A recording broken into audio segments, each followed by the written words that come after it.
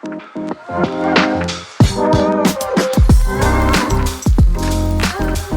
everyone, my name is Himanshu and welcome to today's video about useAA and using hooks. In this video, we'll be covering what is useAA and how to integrate smart accounts in your DApp in front end. useAA is a React hooks library designed for smart accounts. If you're developing with React frameworks, integrating smart accounts in your DApp can be really efficient using the hooks. So the existing SDK can be used in any JavaScript environment, but if you're building in React, it's advisable to use useAA library with like less number of codes and a lot of optimizations being done behind the scenes. All right, so next we'll look at the various hooks, starting with the Biconomy provider. So this is used to set up a context provider for managing account related state.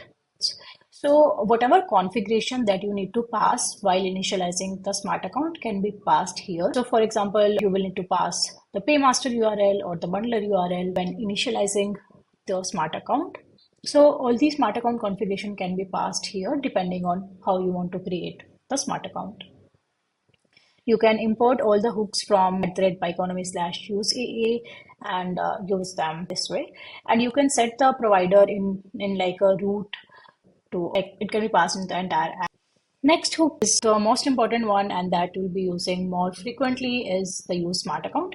Use smart account hook is used to get the smart account instance. You can directly use this hook without any parameter. Then next we have the use send transaction. So this hook is used to send a transaction. You can also send a sponsor transaction. So there is another hook called use send sponsor transaction. I think there is some mistake around importing. So yeah, essentially use send transaction is used to do a transaction when the transaction is being funded by user smart account, and use send sponsor transaction can be used when you want the paymaster to sponsor the transaction on your behalf. So you can use the sponsor transaction, you can pass it the list of transaction or a single transaction depending on your use case, and it can be executed.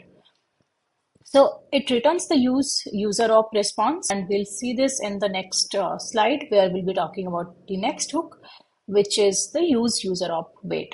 So this hook is used to wait for the transaction to be mined, and it also returns a receipt when the transaction is successful. So you can directly use the useUserOpWait hook like by passing the userOp response here, and it will return you the data. Now this will contain your userOp receipt and all other data that you will need. Now you can access all the hooks. Now we'll also look at the quick start demo that we have. So if you look at the docs here, you can find this under the quick start React guide, and we can see how you can use this. So this guide essentially has, first of all, a quick start. You can find, a very minimal template in order to use the hooks.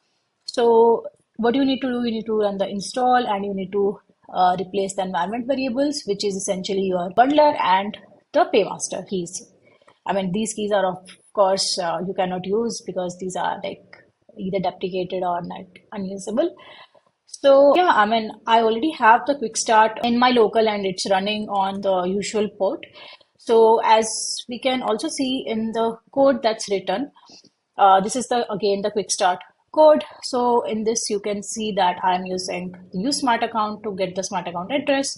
And then I have a very simple button here called mint transaction, where like on this button, I'm just calling a mint transaction function, which is essentially a safe mint function, which I'm calling. And it calls this function on this particular contract, which mints a token for you.